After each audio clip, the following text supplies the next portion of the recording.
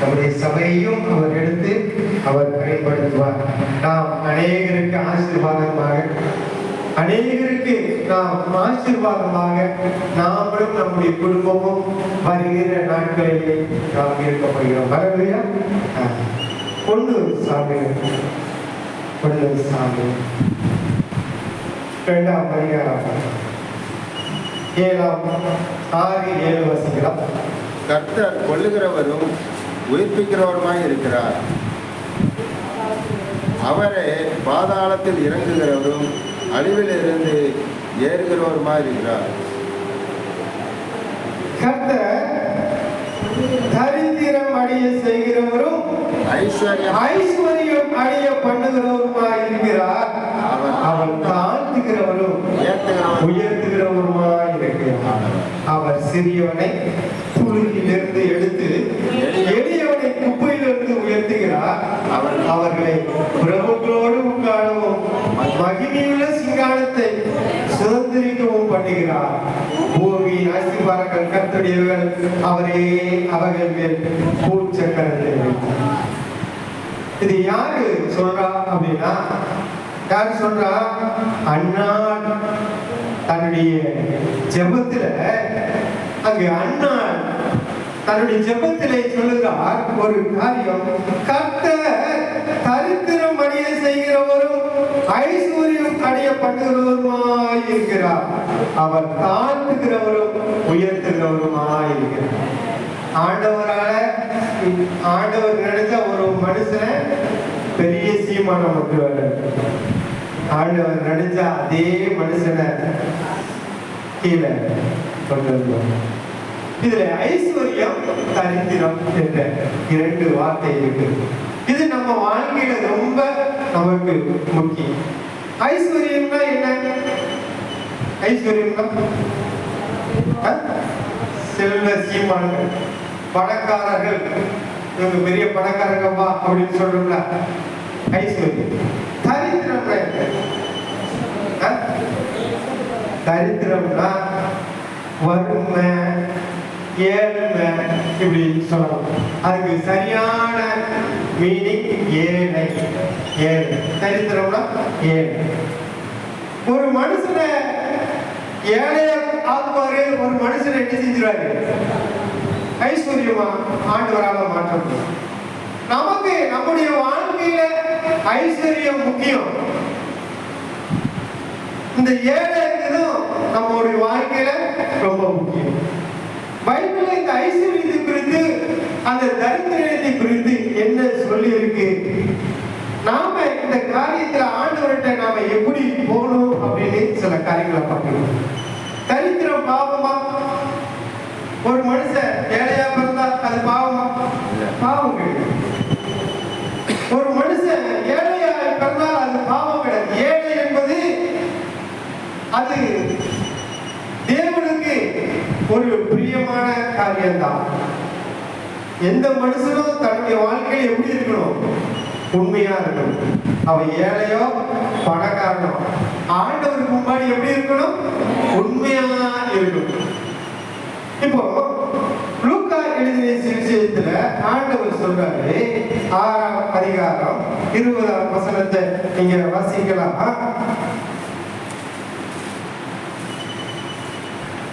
அப்பொழுது அவர் தம்முடைய சீசர்களை நோக்கி, தரித்திரராய நீங்கள் பாக்கியவான்கள், தேவனுடைய ராஜ்யம் உங்களுடையது. யாரை பார்த்து சொல்றாரு? தன்னுடைய சீடர்களை பார்த்து சொல்றாரு. தன்னை பின்பற்றி வருகிற தன்னுடைய சீடர்களை பார்த்து தேவன் சொல்கிறார், தரித்திரராகிய நீங்கள் பாக்கியவான்கள், தேவனுடைய ராஜ்யம் உங்களுடையது. ஒருவேளை நம்ம வாழ்க்கையில ஏழ்மை இருக்கலாம், கஷ்டம் இருக்கலாம், நாம் ஏழைகளை போல சில வேலையில நாம் நடத்தப்படலாம். ஆனா ஆண்டவர் அந்த ஏழை ஜனங்களை பார்த்து சொல்றாரு, நீங்கள் பாக்கியவான். அவருடைய சீடர்களை எப்படிப்பட்டவங்களா? ரொம்ப ஏழைகள், தரித்திரர்கள். அடுத்து அவங்க படிப்பறிவு இல்லாத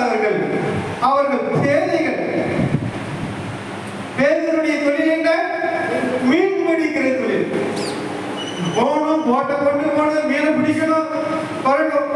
ஆனா மற்ற அறிவு அவர்களா கிடையாது. அப்படி பேதுருவை பார்த்து ஆண்டவர் சொல்கிறார், நீங்கள் பாக்கியவான்கள் என்று தேவன் சொல்கிறார்.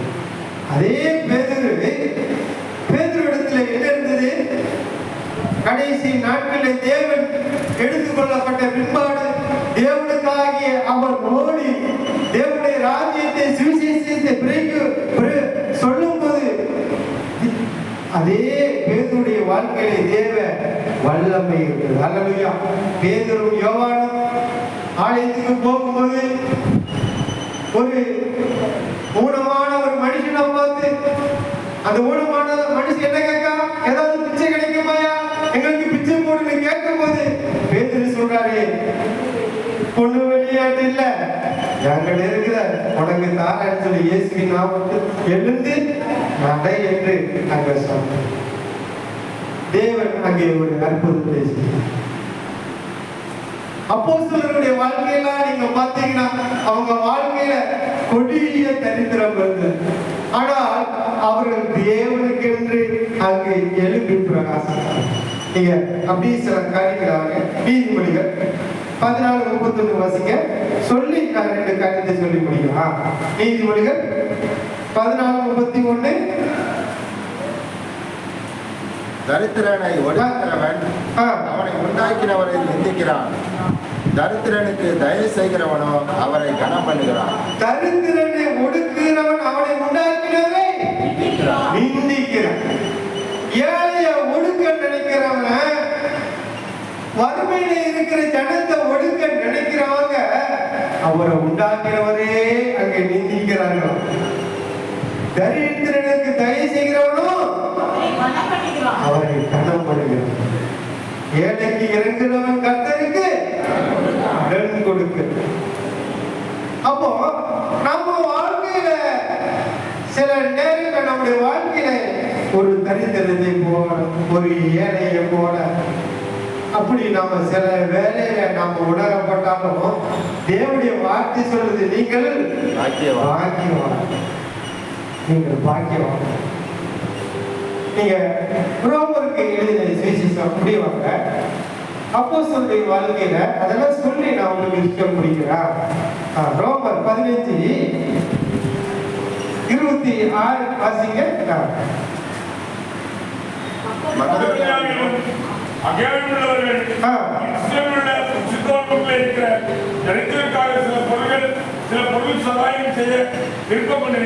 மக்கெதோனியாவிலும் ஆகாயாவிலும் உள்ளவர்கள் எருசலேமில் உள்ள பரிசுத்தவான்களுக்குள்ளே இருக்கிற தரித்திரனுக்காக சில பொருள் சகாயம் செய்ய விருப்பம் கொண்டிருக்கிறார். அப்போ அப்போஸ்தலர் நாட்கள்ல இருந்த அந்த பரிசுத்தவான்களுக்குள்ளேயும் எப்படி இருக்கிறார்களா? ஏழைகளான பரிசுத்தவான்கள் இருக்கிறார்கள். ஏழைகளான மக்கள் கொடிய தரித்திரம்.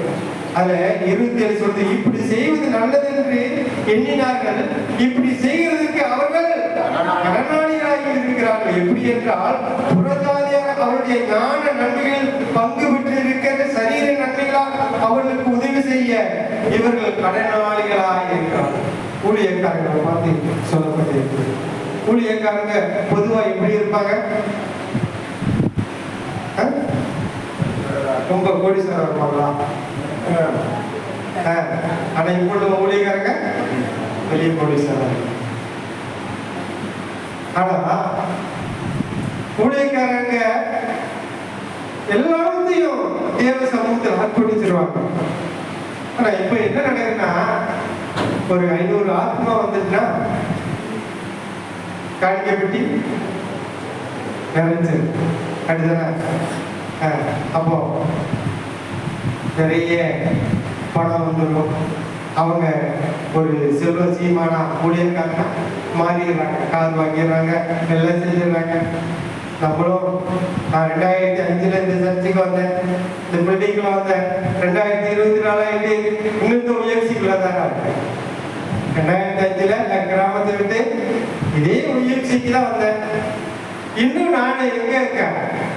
உயர்ச்சிக்கு தான் இருக்கேன். பெரிய காலில் இருந்து சின்ன காலுக்கு வந்திருக்கு. என்ன இப்ப அக்கா இல்ல அவங்க எங்க போயிட்டாங்க சொந்த. ஆனா நமக்கு கிடைக்கும். அதனால அவங்க விட ஆண்டவர் இருக்காரு, நம்மகிட்ட ஆண்டவர் இல்லை அப்படின்னு நம்ம நினைக்கலாமா? இல்ல. வேதம் என்ன சொல்லுது? தரித்திரராகி நீங்கள் பாக்கியம். ஏழைகளா இருந்தாலும் ஆண்டவர் நம்மளை பற்றி சொல்றாரு, நீங்கள் பாக்கியம். பரிசுத்தவான்களுக்குள்ள ரொம்ப கஷ்டப்பட்டவங்க அந்த நாட்கள்ல இருந்தாங்க. அவங்களுக்கு அந்த சபையில் மக்கதனியா சபையிலிருந்து பொருள் உதவிகளாம் பணம். சரியா? 2 Corinthians 6 வாசிங்க. 2 Corinthians 6. துக்கப்படுகிறவர்கள் எண்ணப்பட்டாலும் எப்பொழுதும் சந்தோஷப்படுகிறவர்களாகவும், துக்கப்படுகிறவர்கள் எண்ணப்பட்டாலும் எப்பொழுதும் சந்தோஷப்படலாம். யாரை சொல்றார்? பவுல் சொல்றாரு, ஒரு ஊழியக்காரர் சொல்றாரு, எங்க வாழ்க்கையில நாங்க துக்கப்படுவதில் எண்ணப்பட்டாலும் எப்போதும் எப்படி இருக்கோம்? சந்தோஷமா இருக்கும். நம்ம வாழ்க்கையில நம்ம ஏழையா இருந்தாலும் எவ்வளவு கஷ்டங்கள் நம்ம வாழ்க்கையில வந்தா கூட ஒரு சந்தோஷம் இருக்கு. என்ன சந்தோஷம்? ஆண்டவருக்குள்ள வாழ்க்கை, அந்த வாழ்க்கை இருக்குங்க. அவருக்குள்ள ஒரு உண்மை, எப்போது ஒரு உண்மை நமக்குள்ள அவருக்கு பிரியமா நடக்கணுமே அப்படிங்கிற ஒரு வார்த்தை அங்க பவுல் சொல்றாரு. துக்கப்படுவர்கள் எண்ணப்பட்டாலும் எப்பொழுதும் சந்தோஷப்படுவதாகவும், தரித்திரர் எண்ணப்பட்டாலும் ஐஸ்வர்யங்களா இருக்கிறோம். பிரசங்கிக்கு அவரு சொல்றாரு, நான் ஒரு தரித்திரனை போல ஏழைய போல இருக்கிறேன். ஆனா எங்கிட்ட இருந்து வருகிற அந்த வார்த்தை, அந்த கர்த்தருடைய வார்த்தை, அது அநேகரை எப்படி ஆக்குது? ஐஸ்வர்யங்களால் ஆக்குது. உண்மை சொல்லப்பட்ட கேபிரியல் பெருந்துடைய இருந்து வருகிற வார்த்தை நிறைய பேரை பெரிய வசதி உள்ளவங்கள மாற்றிருக்கு. எனக்கு தெரியும். எனக்கு கூட அந்த சாட்சியில சொன்னாங்க, 125 பேருக்கிட்ட தற்கொலைக்கு அவங்க ஆயத்தமா இருந்தாங்களாம். அவங்க அந்த கணக்கு எடுத்து சொல்லும்போது கிட்டத்தட்ட 125 பேரு தற்கொலை பண்ணி செத்து போயிடலாம் அப்படின்னு இருந்தாங்க. இந்த பிரசங்கத்தை கேட்டு அவங்க அதிலிருந்து வாழ்க்கைய மாறி அவங்க இப்ப தேவனுக்குள்ள எப்படி இருக்காங்க? நல்லா இருக்காங்க. சாணி பெறுதெல்லாம் ஆசீர்வாதமா இருக்காங்கன்னா அதுக்கு அந்த மனுஷனுடைய தேவனிடத்திலிருந்து அந்த மனுஷன் மூலமா வந்த வார்த்தை. நான் நல்லா இருக்கேன், நான் ஊழியம் செய்யறேன்னா அதான். அப்ப ஊழியக்காரனுடைய அந்த வார்த்தை, அந்த சத்தியம், பவுலோட வார்த்தை, அவருடைய சத்தியம். அவர் சொல்றாரு, நான் தரித்திரமா இருந்தாலும் பிரசங்கிக்கிற இந்த வார்த்தை அநேகரை எப்படி இருக்கு? ஐஸ்வர்யவர்களாக வந்திருக்கிறார்கள். நிறைய பேர் ஒன்றுமில்லாதவர்களாக இருந்தாலும், ஒன்றுமில்லாதவர்கள் என்னப்பட்டாலும் சகலத்தை உடையவர்களாகவும் எங்களை விளக்கப்பட்ட, ஒன்றுமில்லைன்னு நாம நினைக்கிறோம். ஆனா சகலத்தையும் நாம தான் என்ன செய்ய போயிடும்? அனுபவிக்க போறோம். பரலோகத்துல இங்க தரையில நடப்படும், பரலோகத்துல எதில் நடப்போம்? தங்கத்து மேல இப்படி சாலா எப்படி போட்டுருமா? தங்கத்துல சாலை போட்டு நடக்க முடியுமா? நம்ம காத்துல போடுறதுக்கே கஷ்டப்படுதா? ஆனா நிறைய பேர் என்ன செய்யறாங்க? தங்கத்தை வெறுத்து எல்லாத்தையும் கழட்டி வச்சிருக்காங்க. பரலோகத்துல தங்கத்து மேல அவங்க எப்படி நடப்பாங்க எனக்கு தெரியும். அல்லேலூயா. என்ன காத்துல போடுறதுக்கே மனம் இல்லைன்னா பரலோகத்துல என்ன இருக்கு? ஃபுல்லா சுத்த தங்கம், பாதை எல்லாம் சுத்த தங்கமா. அது எப்படி நடப்பாங்க? நான் நினைச்சு பார்ப்பேன். அது கரெக்டு தான். அவங்க அந்த பூமியில வந்து வெறுக்காங்க, எனக்கு இப்படி நகை வேண்டாம் அப்படின்னு வெறுக்காங்க, சரிதான். ஆனா பரலோகத்துல தங்க இருக்குது, அது மாதிரி நடந்துதான் ஆகணும். அல்லேலூயா. சரி, கர்த்தர் நல்லவர், அவர் கிருபை உள்ளவர். 2 Corinthians 8, அதே 2 Corinthians 8 போங்க. 1 அன்றையும் சகோதரரே,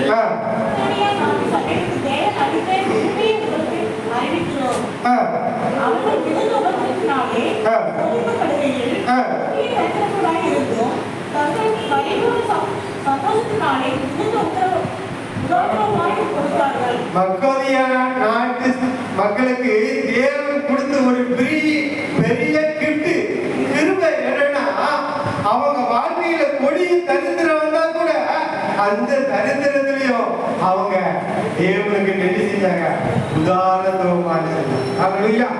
மேலும் அவர்கள் தங்கள் திராணிக்கு தக்கதாகவும் தங்கள் திராணிக்கு மிஞ்சியும் கொடுக்க தாங்களே மனதோடாக இருந்ததற்கு நான் சாட்சியா இருக்கிறேன் அங்கு பவுல் சொல்றார். அல்லேலூயா. நம்ம வாழ்க்கையில தரித்திரம், அந்த அந்த ஏழை, அந்த வறுமை நம்மள ஒண்ணுமே செய்ய முடியாது. அல்லேலூயா. வறுமை நம்ம வாழ்க்கையில் இருந்தாலும் கொடுக்கிற அளவுக்கு ஆண்டவர் என்ன செய்வார், நம்மள உயர்த்துவார். அல்லேலூயா. ஒண்ணுமில்ல நீங்க நினைச்சா கூட ஆண்டவர் உங்களிடத்திலிருந்து அவர் கொடுக்கிற அளவுக்கு அவர் உற்பத்தி பண்ணி செய்கிறவராக இருக்கிறார். அல்லேலூயா. லூக்கா 16:20 இயேசு ஒரு காரியத்தை சொல்கிறார். ஒரு ஐஸ்வர்யமான ஒரு மனுஷன் லாசரு என்னும் பெயர் கொண்டவர், லாசர் என்கிற ஒரு தரித்திரன் இருக்கிறான். சரியா? உங்களுக்கு திரும்பல அந்த கதை. ஆனா ஐஸ்வர்யன் பேர் அங்க இருக்கா? இல்ல. ஏன் லாசர் பேர் இருக்கு, தரித்திரம் பேர் இருக்கு, ஐஸ்வர்யன் பேர் இல்லைன்னா, இவன் இந்த பூமியில தரித்திரமா வாழ்ந்தாலும் ஏழையா வாழ்ந்தாலும் இவன் பேர் எங்க இருக்கு? ஜீவ புஸ்தகத்தில் இருக்கிறதுனால ஆண்டவர் லாசருடைய பேரை சொல்ல. அவன் பெரிய ஒரு ஐஸ்வர்யவான். டெய்லி நல்ல சாப்பாடு, டெய்லி ஒரு ஆடம்பரமான வாழ்க்கை பூமியில வாழ்ந்தான். ஆனா இவன் ஒரு ஏழையாக இருந்தான். தன்னுடைய அனுதின வாழ்க்கையில தான் சாப்பிடுறதுக்கு ஆகாரம் இல்லாம எத்தனையோ நாட்கள் அவருடைய வீட்டு வாசல்ல போய் இவரு பெரிய ஐஸ்வர்யான இருக்கிறாரு, சாப்பிட்டு சில இது தூர போடுவாரு, வேணாம்னு வச்சிருவாரு, நம்ம போய் எடுத்து சாப்பிடலாம்னு எடுத்து அதை சாப்பிட்டு தன்னுடைய பசியை போக்கிக் கொள்கிற ஒரு மனுஷன். அவன் முகத்துல எல்லாம் அவன் கையில இது செஞ்சு இருந்தது, பற்கள் இருந்தது. நாய்கள் வந்து அந்த பற்களை நக்குமா. அப்படிப்பட்ட ஒரு கொடிய தரித்திரம் உள்ள ஒரு மனுஷன் ஐஸ்வர்யவான் மரித்தான். எங்க போனான்? பாதாளத்துல போனான். ஆனா இதே தரித்திரன் மரித்தான். அவர் மடியிலே. அல்லேலூயா. அந்த ஐஸ்வர்யவான் பார்க்கிறார். ஆபிரகாம் மடியிலே நான் டெய்லியா வீட்டு வாசல்ல வந்து நான் போடுற அந்த எச்ச சாப்பிட்ட இந்த மனுஷன் ஆபிரகாமோட மடியில இருக்கிறாங்க. நான் ஒரு கொடிய இந்த இந்த தீக்குள்ள, இந்த நரகத்துக்குள்ள இருக்கிறேன்னு ஆபிரகாம் என்ன செய்யறாரு, பேசு. அந்த லாசர் அனுப்புறியா, ஒரு சொட்டு தண்ணிய போட்டு என் நாக்குல விட்டோம் அப்படின்னு அங்க அனுப்புறாரு. அப்போ இதெல்லாம் எதற்காக சொல்லப்பட்டிருக்கு என்றால், ஏழையாய் இருப்பதோ நம்ம வாழ்க்கையில அது ஒரு பாவம் அல்ல. நம்ம ஏதோ பாவம் செஞ்சுட்டோம் அதனாலதான் நம்ம ஏழையா இருக்கிறோம் அப்படின்னு நீங்க நினைச்சீங்கன்னா உங்க வாழ்க்கையில ஒரு பெரிய தப்பு. ஆண்டவர் நினைச்சா ஏழையா இருக்கிற உங்களை எப்படி மாற்ற முடியும்? ஐஸ்வர்யம். அப்படிதானே சொல்லுது, எளியவனை புழுதியிலிருந்து குப்பையிலிருந்து தூக்கி அவர் உயர்த்தி ராஜாக்களோடு பிரபுக்களோடு உட்கார பண்ணுகிற ஒரு கர்த்தர் என்று அங்கே சொல்லப்பட்டிருக்கிறது. அல்லேலூயா.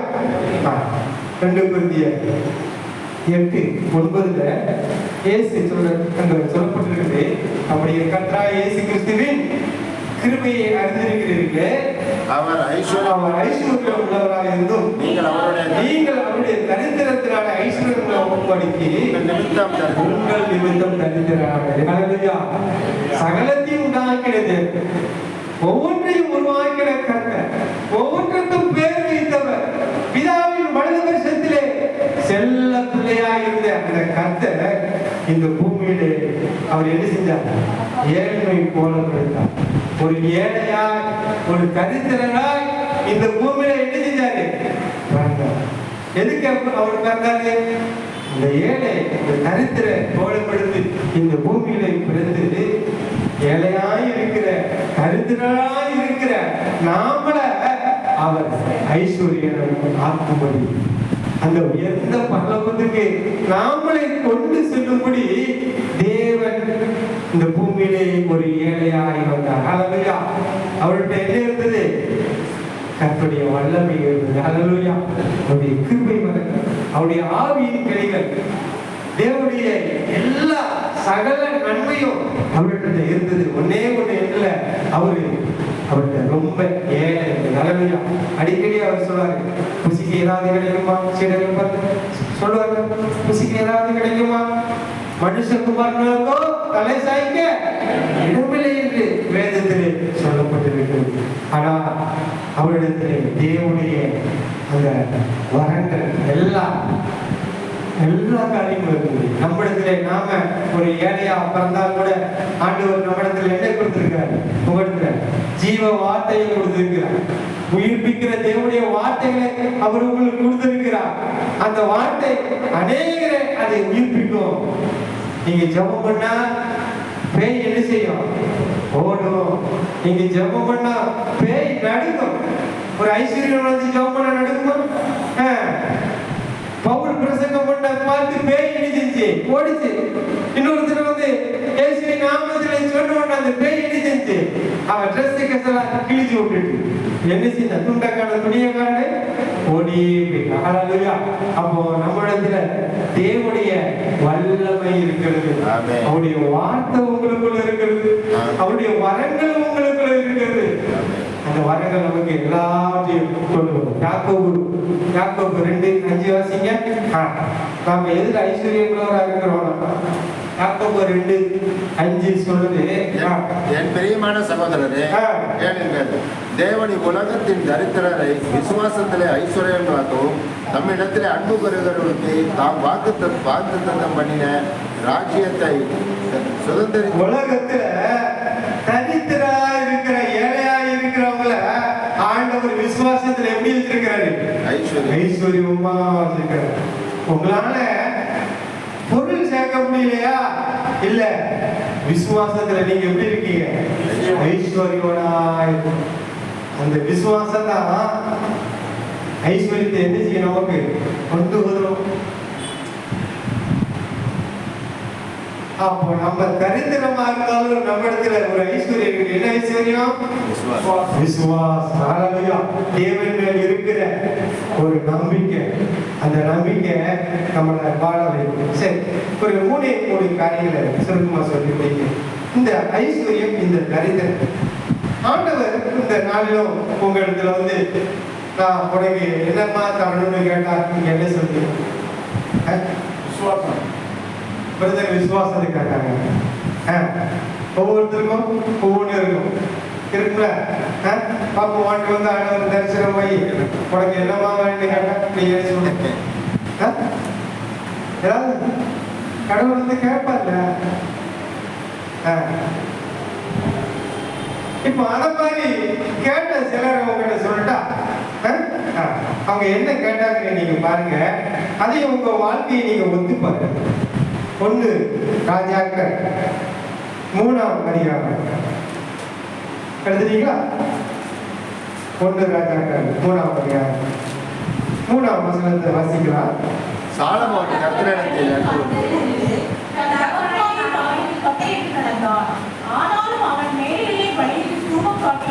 போதும். 5ஆம் வசனம். கிபியோனுடைய கர்த்தர் நீ விரும்புவதை என்னிடத்தில் கேளு. இப்போ சாலமோன் தேவனுக்கு பிரியமா இருந்தபடினால தேவன் சாலமோனுக்கு தரிசனமாகி நீ விரும்புவதை எனக்கு கேளுப்பா, நான் உனக்கு தான் அப்படின்னு சாலமோன்.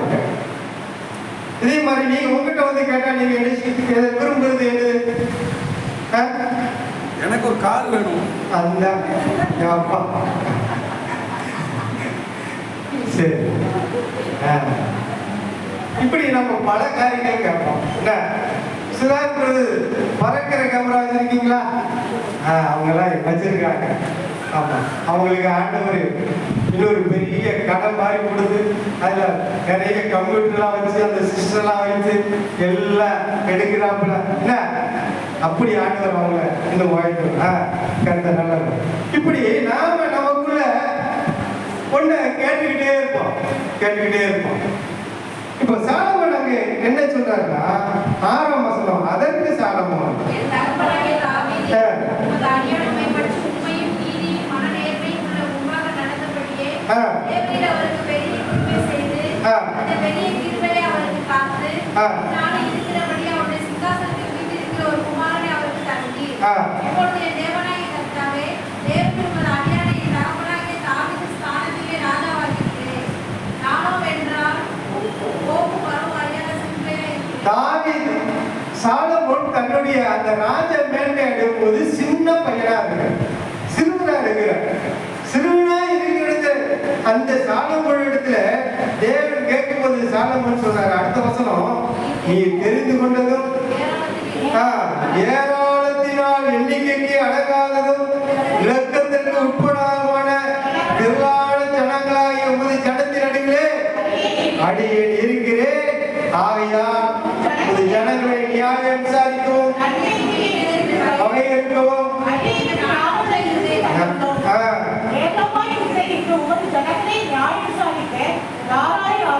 சாலமோன் கேட்டான், நான் ராஜாவை ஆயிட்டேன், ஜனங்கள் மகா திரளா இருக்கிறாங்க ஆண்டவரே, இவ்வளவு ஜனங்களை நடந்ததுக்கு எனக்கு என்ன வேணும்? ஞானம் வேணும் ஆண்டவரே.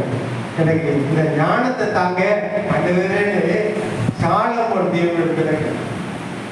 இப்போ 10 சொல்லுது, சாலமோன் இந்த காரியத்தை கேட்டது ஆண்டவர் பார்வைக்கு வந்த விண்ணப்பமா இருக்கு. ஆகினால் தேவன் அவனை நோக்கி, நீ உனக்கு நீடித்த நாட்களை கேளாமலும் ஆண்டவரே சொல்றாரு, ஒரு மனுஷன்கிட்ட நான் உனக்கு என்னப்பா செய்யணும், உன் வாழ்க்கையில என்ன வேணும்னு கேட்கும்போது ஆண்டவரே சொல்றாரு, அவன் எனக்கு நீடித்த ஆயுசு வேணும்னு கேட்கணும். ஆனா நிறைய பேர் நினைச்சுவாங்க, நான் ரொம்ப நாள் வாழணும், 1000 வருஷம் கேட்டா மறிக்கிறதுக்கு பயம், நான் ஒரு 1000 வருஷம் நான் வாழணும் ஆண்டவர்கிட்ட கேட்டா ஆண்டவர் கொடுத்துருப்பாரு, கொடுக்க கண்டிப்பா கொடுத்துருப்பாரு. எனக்கு கேட்டு அவன் அப்படி நீண்ட ஆயுசையும் கேட்கிறான். இன்னொன்னு ரொம்ப எனக்கு ரொம்ப பணம் வேணும், நான் தான் இந்தியாவில் பெரிய பணக்காரனாக அப்படி ஐஸ்வர்யத்தை கேட்கிறேன். இன்னொன்று ஆண்டவரே, என் சத்துருவை நீர் அழிச்சு போடு ஆண்டவரே, இவன் என் வாழ்க்கையில ரொம்ப தடையா இருக்கான், என்னை எப்போதும் இவன் பேசிக்கிட்டே இருக்கிறான், என் சத்துருவை நீர் என்ன செய்யணும்? நம்ம சில கஷ்டத்துல நமக்கு விரோதமா எழும்புனவங்களை நாம எனக்குமா நினைக்க மாட்டோமா? எனக்கு இப்பெல்லாம் ரொம்ப பணம் துட்டுலையோ கஷ்டமா இருக்கோ அப்பெல்லாம் துட்டு வாங்கிட்டு ஏமாத்துறவங்க நான் நினைச்சுக்கிட்டு உண்மைக்கு சொல்லு. ரொம்ப கஷ்டப்படுறேன். ஒரு நேரம் மாத்திரை வாங்க கூட பைசா இருக்கிறது பார்த்தீங்களா? ஆனால் இப்படி உங்களை பண்ணி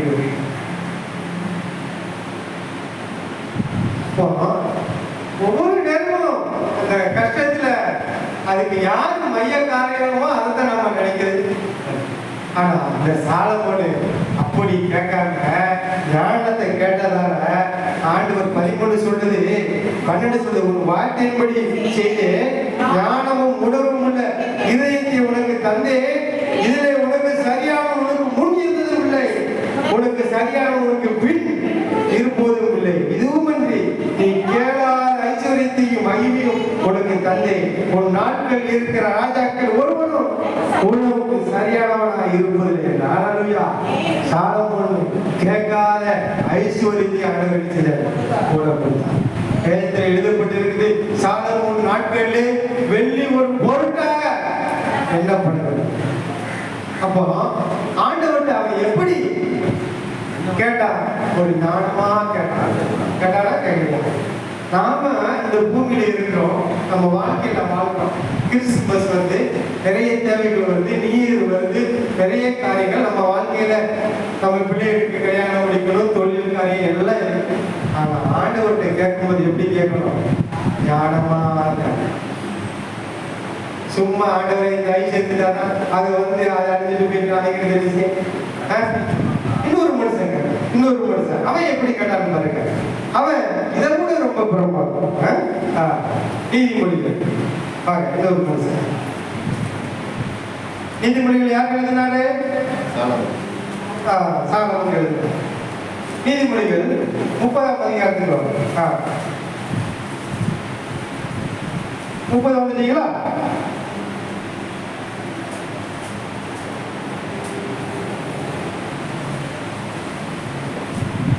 இந்த 30ஆம் அதிகாரத்தை எழுதின யாருக்கு தெரியுமா? படிக்க ஒன்று படிக்க. யாக்கோபின் குமாரனாகிய ஆகூர் என்னும் மனுஷன் ஈத்தியருக்கு வசனித்து.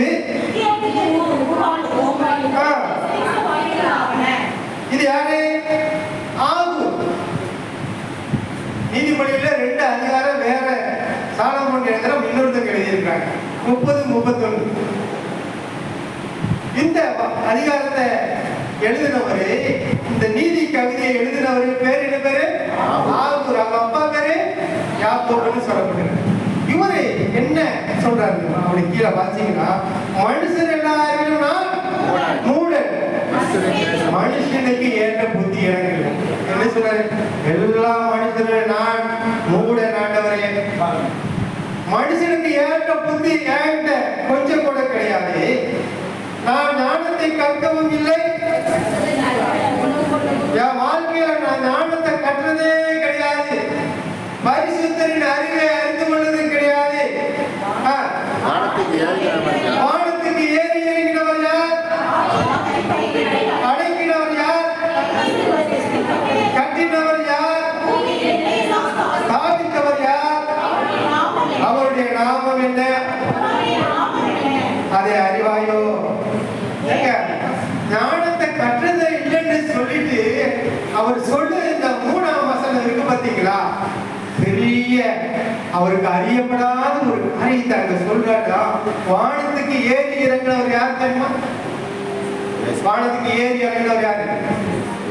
ஆண்டவராக இயேசு கிறிஸ்து. தெரியுமா உங்களுக்கு? அதுக்கு கீழே தமது கைப்பிடிகளில் காற்றை தமது கைப்பிடிகளில் அடைக்கினவர் யாரு?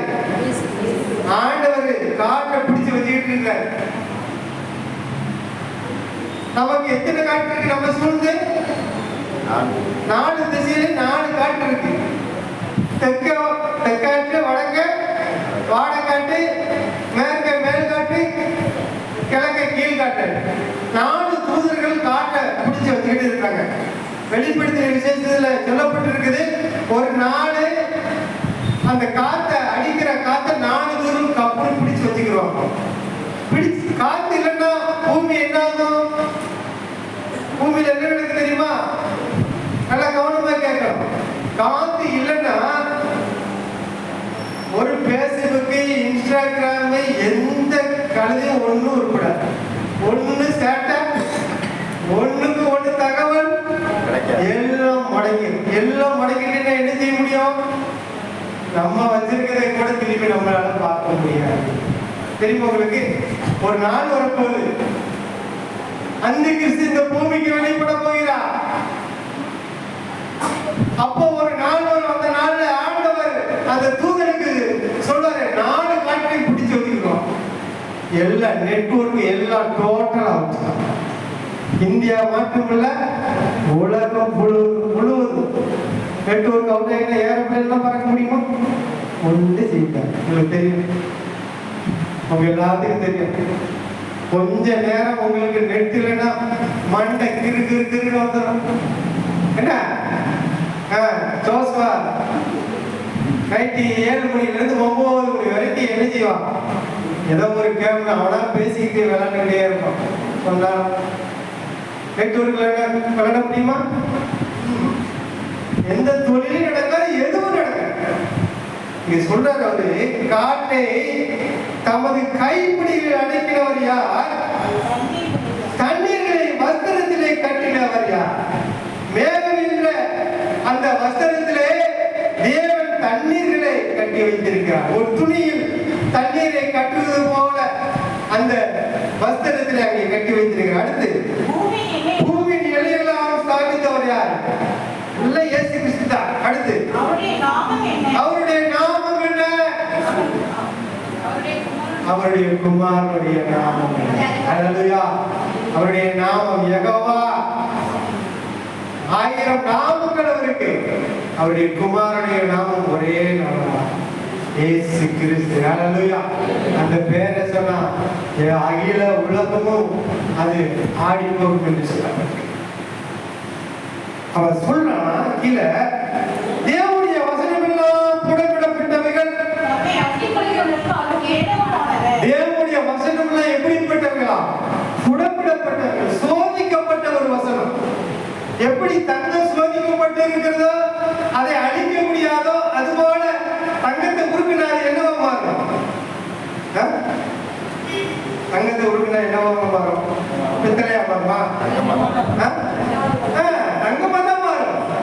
அதை எத்தனை நாள் உருக்கினாலும் அது அதுவாதான் மாறும். அதை வேற மாதிரி மாத்தவே முடியாது. இல்ல அதை அடிச்சறியும் முடியாது. இப்போ அது போலதான் தேவனுடைய வசனம், அவருடைய வார்த்தையெல்லாம் புடமிடப்பட்டவைகளாம். அவருடைய வசனத்துக்குள்ள வார்த்தைகள் என்ன இருக்கு? வல்லமை இருக்கு, அதிகாரம் இருக்கு, எல்லாம் அவருடைய வார்த்தைகள் இருக்கு. அவருடைய வார்த்தையை தம்மை அண்டிக்கொள்வதற்கு அவர் எப்படி இருக்கிறாரு?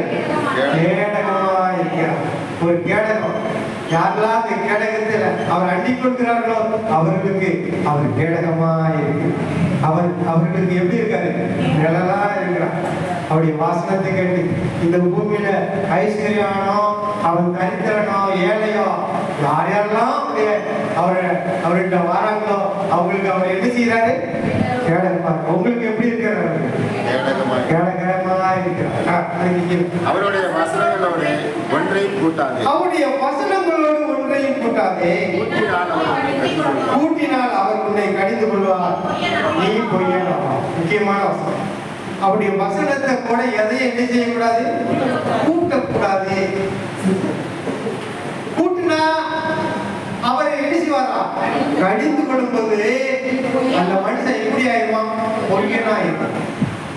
பொய்யனாயிடும்.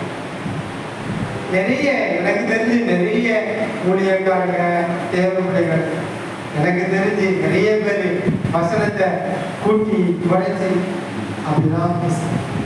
ஆண்டவர் சொல்லாதத உள்பெற்றவர்கள் ஆண்டவர் சொன்னாருன்னே நிறைய பேர் சொல்லலாம். தெரியுமா உங்களுக்கு? நிறைய ஊழியக்காரங்க, மனித ஊழியக்காரங்க வந்து உட்கார்ந்துட்டு இருக்காரு அப்படிம்பாங்க. நிறைய இப்படி நாம தேவ வார்த்தையை கூட்டி விளக்கும் போது, அவருடைய வசனத்தை கூட்டி குறைக்கும் போது அவர் என்ன செய்வாரு? கடித்து கொள்ளும் போது அவங்க என்ன செய்வாங்க? பொய்யனா மாறிடுவாங்க. கடைசியில் என்ன செய்வாங்க? பொய் பேச ஆரம்பிச்சிருவாங்க. ஒருத்தனால முடியல, நாம என்ன செய்ய முடியும்? கடைசியில பொய் பேசிதான் உடனே ஒரே பொய். நிறைய பேர் இருக்கிறாங்க. பாவத்துல வாழ்ந்து பழகிட்டனா பாவனே தெரியாது. நீங்க நல்ல வெயில்ல செருப்பு இல்லாம ஒரு வாரம் நடந்து பார்த்துட்டீங்கன்னா உங்களுக்கு சூடு தெரியாது. ஆனா செருப்பு போட்டு நடந்துட்டு ஒரு நேரம் நடக்க கீழே காட்டிக்கிட்ட சூடா. அது போல பாவத்துல வாழ்ந்தவங்களுக்கு பாவமே தெரியாது. ஆனா பாவத்துல தான் இருப்பாங்க. அவங்க ஜெபம் பண்ணுவாங்க, பைபிள் வாசிப்பாங்க, எல்லாம் செய்வாங்க. ஆனா எல்லா பாவமும் செய்வாங்க. ஏன்னா அவங்க பொய்யனாகிறாங்க. ஆண்டவர் அவங்கள ஒரு காம விவகாரத்துக்கு ஒரு காரியத்துக்கு ஆண்டவர் அவங்கள ஒப்பு கொடுத்து வெயிட்ட ஒப்பு கொடுத்துடும் போது அவங்க வாழ்க்கை எல்லாம் அப்படி ஆண்டும். அதனாலதான் அங்க அவர் சொல்றாரு, அவருடைய வசனத்தோட ஒன்றை என்ன செய்யக்கூடாது. அவரு எவ்வளவு பெரிய ஆளு, அவருக்காண்டி நான் வந்து பொய் சொல்லணும். ஏசி எனக்கு இந்த அற்புதம் செஞ்சுட்டாரு, செய்யாத போய் செஞ்சுட்டான்னு சொன்னா பொய் தானே. ஒரு கடவுளுக்கு, ஒரு மனுஷனுக்கு பொய் சொன்னா கூட பரவாயில்ல. ஒரு கடவுளுக்காண்டி ஒரு மனுஷன் பொய் சொல்லலாம். அவர் மகா பெரிய கடவுள், அவருக்கு பொய் சொல்ல நம்ம யார்? அடுத்த வசனம் 2 காரியம் 2 மனு உங்களுக்கு கேட்கிறேன். இது யார் சொல்றோம்? ஆகூர் முன்னாடி சாலமோன் என்ன சொன்னாரு? ஞான இதயத்தை கேட்டார். இவர் சொல்றாரு, 2 மணி படத்தில் கேட்கிற நான் மறிக்கும் பரியந்தம் அவங்களை எனக்கு சாகத்தி ஆண்டவரை எனக்கு அது கொடுத்துரும். என்ன அப்படின்னா, ஒண்ணு மாயையும் எனக்கு தூரப்படுத்தும், மாயையும் பொய் வசதிப்பையும் எனக்கு என்ன செய்யும்? மாயமா நான் வாழக்கூடாது. நான் வாழ்க்கையில மாயமான பண்ணக்கூடாது. என் வாழ்க்கை மாயமாக போயிடக்கூடாது. பிரசிங்க சொல்றான், மாயை மாயை எல்லாம் மாயை, மண்ணுக்கு மேலே விண்ணுக்கு கீழே எல்லாம் மாயை.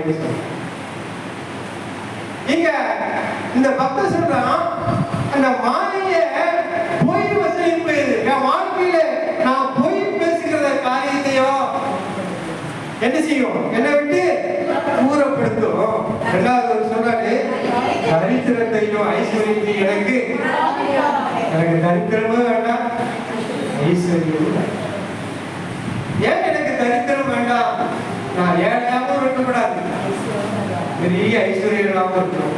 ஒரு மொழிபெயர்ப்பு சொல்லுறது, நான் ரொம்ப ஏழையா இருந்திருக்கூடாது ஆண்டவரே, நான் மிக உயர்ந்த செல்வந்தனா இருந்திருக்கூடாது அப்படின்னு ஒரு மொழிபெயர்ப்பு அங்க எழுதப்பட்டிருக்கு. அவர் சொல்றாரு, நான் பரிபூர்ணம் அடைகிறதுனால ஐஸ்வர்யா இருந்தா ஒரு மனுஷன் எல்லாரும் என்ன செய்வான்?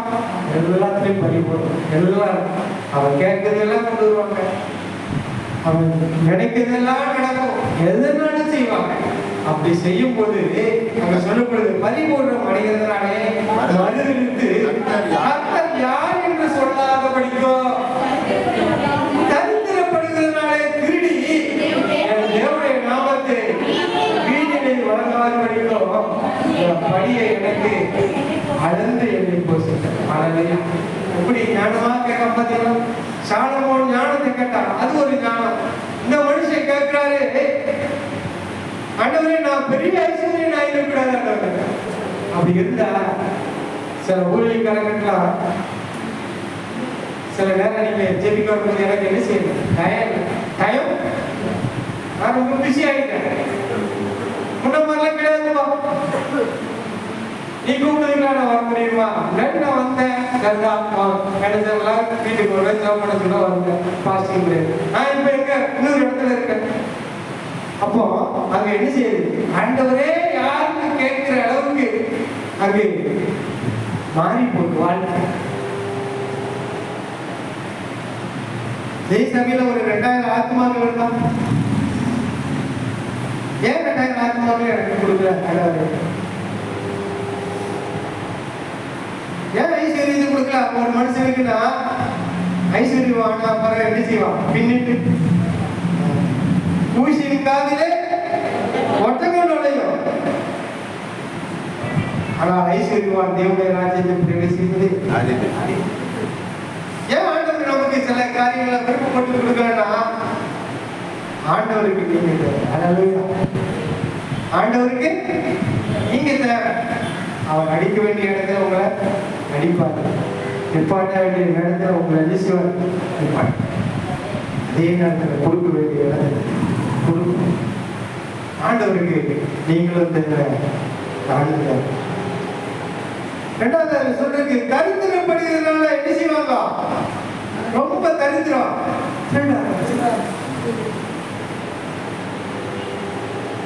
காணிக்க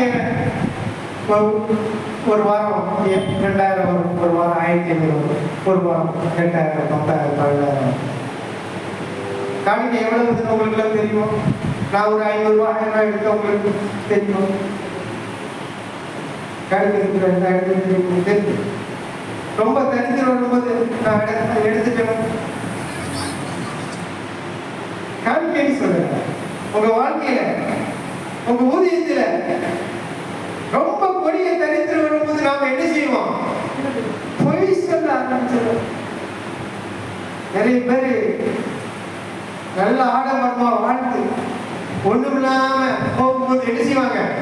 பொய் சொல்ல ஆரம்பிச்சு வாழ்க்கையை மாத்திக்கிடுவாங்க. அப்ப கொடிய தரித்திரம் வந்தா நாம பொய் சொன்னா ஆண்டவரை நாம எப்படி இருக்கும்? தூசிக்கப்படும். ஆண்டவரே, உங்களுடைய நாமம் தூசிக்கப்பட எனக்கு இடம் கூடாது ஆண்டவரே. அதனால கொடிய தரித்திரம் எனக்கு வேண்டாம். அது சொல்றாரு, என் படியை என் படியை எனக்கு அளந்து எனக்கு போஷித்து என் படி எனக்கு தெரியும். நாளைக்கு எவ்வளவு படி, என் பிள்ளைக்கு எவ்வளவு படி, எல்லாம் எனக்கு தெரியும். என் படியை அளந்து போகும். நீங்க தொழில் பண்றீங்க, தொழில முதலீடு பண்றதுக்கு ஒரு வருமானம் தேவை. ஆண்டவர் என்ன செய்யணும்? உங்களுக்கு அளந்து கொடுக்கும். மொத்தம் கொடுத்துற கூட கெட்ட குமாரன்ட்ட தகப்ப என்ன செஞ்சுட்டான்? மொத்தத்தையும் பிரிச்சு கொடுத்துட்டான். அவன் கொஞ்ச நாள் எல்லாத்தையும் அடிச்சு நிர்வாணியாகி வந்து நம்மகிட்ட அப்படியே ஆண்டவருக்கு கொடுக்க கூடாது. என்ன செய்யணும்? அளந்து பூசிக்க. அளந்து என்ன தேவையோ உங்களுக்கு அளந்து பூசிக்கணும். காது வேணுமா? அண்ணன் காது கேட்டாரு, அளந்து இந்தாப்பா, நீ 25 லட்சம் 50 லட்சத்துக்கு கார் உனக்கு வேணாம்ப்பா, உனக்கு ஒரு 8 லட்ச ரூபா 10 லட்சம் இந்த கார் உனக்கு என்ன செய்யணும்? அளந்து ஸ்டாண்ட் பண்ணதுக்கு இந்த கார் கிட்டா வந்து இன்னொரு காரு வேற ஒரு கார் வாங்கணும். அப்ப இதே 2 கார் பார்க்க முடியாது. பிள்ளைங்க எல்லாம் பெரிய பிள்ளை ஆயிட்டாங்க. 7 பேர் 8 பேர் ஒரு கார்ல உட்காரணும். அப்ப 7 சீட்டரா அந்த கார் தான் 2வது வாங்க முடியும். ஆண்டவர் என்ன செய்யணும்? அளந்து அவங்க வாங்கிக்க. பிள்ளைகளுக்கு திருமணம், நிறைய பிள்ளைகளுக்கு திருமண காரியத்துக்கு ஒவ்வொரு பிள்ளைங்க 20 பவுன் 30 பவுன் 50 பவுன் போடணும். கண்டிப்பா நம்ம பிள்ளைகளுக்கு போட்டு தான் போடணும். போடாம அப்போ 30 பவுன் ஆண்டவர் என்ன செய்யணும்? அளந்து படிச்சிருக்கீங்க, வேலை இவளுக்கு இந்த வேலை தான் அப்படின்னு ஆண்டவர் என்ன செய்யணும்? அளந்து அந்த இடத்துல இருப்பாங்க. தேவையில்லாத வேலையை ஆண்டவர் என்ன செய்யக்கூடாது? கொடுக்கக்கூடாது. அதுல சில திரும்ப வரும். ஆண்டவருக்கு தெரியும், உங்களுக்கு தெரியாது. நீங்க நினைக்கீங்க, நான் இதுல போனா இப்படி இருக்கிறேன் அப்படி இருக்கிறேன், நான் நேர்மையா இருக்கிறேன். ஆண்டவருக்கு தெரியும், இவன் நேர்மையா இருப்பாளா, நேர்மை தகுதிவாளா, ஆண்டவருக்கு தெரியும். அல்லையா? உங்களுக்கு பத்தி ஆண்டவருக்கு முழு டீட்டெயிலும் தெரியும். ஆண்டவருக்கு அளந்து போச்சு. அப்போ நம்ம வாழ்க்கையில நம்ம எப்படி ஜெபிக்கணும்? இந்த மனிதனுடைய ஜெபத்தை நம்ம கற்றுக்கணும். சாலமோனை போல இந்த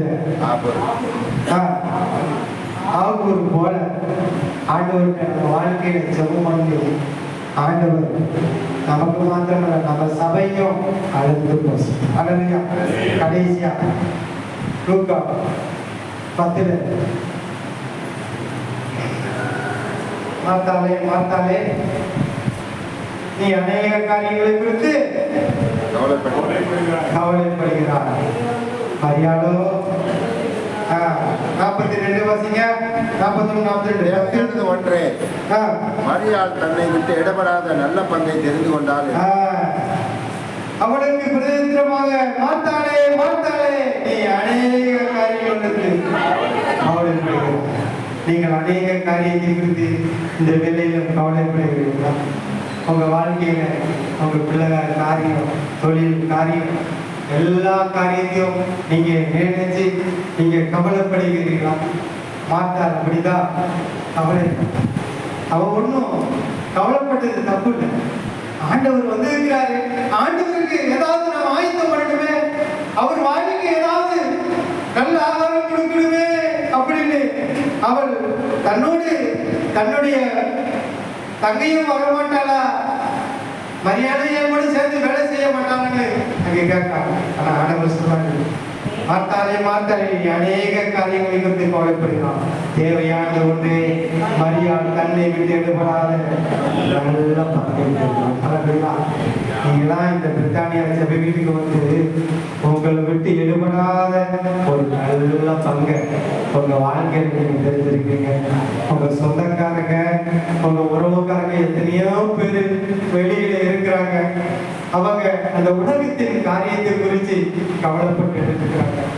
ஆனா சபைக்குள் வந்த உங்களை பார்த்து ஆண்டவர் சொல்கிறார், மரியாதை தன்னை விட்டு எடுப்படாத நல்ல பங்கு. நமக்கு நல்ல பங்கு யாரு? இயேசு கிறிஸ்து. அல்லேலூயா. அந்த நல்ல பங்கு உங்க வாழ்க்கையில அது நல்ல பங்கா உங்க மடியில அது அளந்து உங்க வாழ்க்கையை ஆண்டவர் போஷிப்பார். இந்த 2024ஆம் ஆண்டின் இந்த கடைசி நாட்களிலும் ஆண்டவர் உங்க வாழ்க்கையை அவர் நடத்துவார். நம்ம எல்லாம் ஒப்பு கொடுப்போம். ஒரு நிமிஷம் நாம எல்லாம் ஒப்பு கொடுப்போம். ஆண்டவரே, இந்த 12 மாதங்கள் என் கூட இருந்து என்னை நடத்தினீங்க. எத்தனையோ ஆபத்துக்கள், நாசம், மோசங்கள், கஷ்டங்கள், எவ்வளவோ காரியங்களை என்ன ஆண்டவரே நீங்க பார்த்தீங்கப்பா. ஆனா உங்களை விட்டு மட்டும் எங்களை வெளியே விடல ஆண்டவரே. ஆண்டவரே, உங்களுடைய வசனத்தை விட்டு நாங்க வெளியே போகலாம்ப்பா. எங்க வாழ்க்கையில எவ்வளவோ சோதனை வந்தது, மாடுகள் வந்தது, கஷ்டங்கள் வந்தது. ஆனா நீங்க எங்க வாழ்க்கையில நல்ல பங்கா இருக்கிறீங்களே, அதுக்கு நன்றின்னு சொல்லுவோம். என்னை விட்டு ஏடுபாடாக்க நல்ல பங்கு நீதானையா.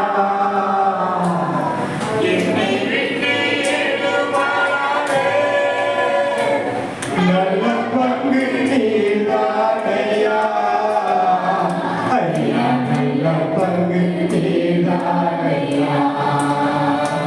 ஐயா, நல்ல பங்கு நீதானையா. அப்படி நான் பாடுகிறேன், என்ன சொல்லி நான் துதிப்பேன். உம்மை எப்படி நான் பாடுகிறேன், என்ன சொல்லி நான் துதிப்பேன். அல்லேலூயா, அல்லேலூயா, ஆமென். அல்லேலூயா, ஆமென். அல்லேலூயா, அல்லேலூயா, ஆமென். அல்லேலூயா, ஆமென். ஆண்டவரே, எங்கள் பரிசுத்த நல்ல பிதாவே, ஆராதனை வேளையிலும் அப்பா நாங்கள் உம்மை நோக்கி பார்க்கிறோம். இந்த பிரித்தானியா ஜெப வீட்டுக்குள்ள இருக்கிற ஒவ்வொரு பிள்ளைகளையும் ஆண்டவரே, குடும்ப தலைவர்கள், குடும்ப தலைவர்கள், ஆண்டவரே, வாலிப பிள்ளைகள், சிறு பிள்ளைகள், ஆண்டவரே, எல்லாரையும் மூப்பர்கள், ஊழியர்கள் எல்லாம் உங்க கருத்துல நாங்கள் இந்த நாளிலே ஒப்பு கொடுக்கிறோம். அப்பா, சாலமோனுக்கு நீ ஞானத்தை தந்தது போல ஆண்டவரே எங்களுக்கு நீங்க ஞானத்தை தாங்கப்பா. நீங்க ஞானத்தை கொடுக்கும் போது உங்களுடைய ஐஸ்வர்யமும் கூடவே வந்து அங்க எழுதியிருக்கிறதே.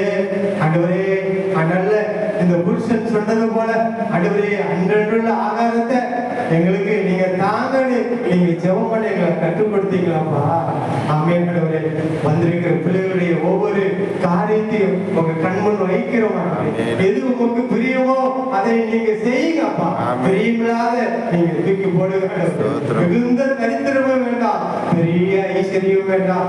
ஆண்டவரே, அன்றன்றுள்ள ஆகாரத்தை ஒவ்வொருவருக்கும் எங்க மடியில நீங்க அளந்து போடுங்கப்பா, அளந்து போசிங்கப்பா. எல்லா தேவைகளையும் சந்திக்க, குடும்பத்துடைய எல்லா காரியங்களும் நீங்க சரி பண்ணுங்க, சரி பண்ணுங்க. உங்களுடைய வார்த்தை அதை உருவாக்கும். எங்களுக்கு நல்ல பங்கு நீர் ஒருவர் தான்.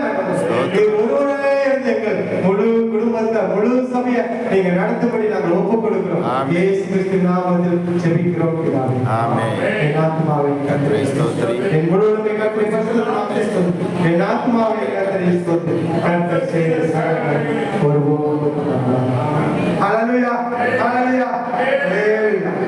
கர்த்தர் தாமே உங்களை ஆசீர்வதிப்பாராக.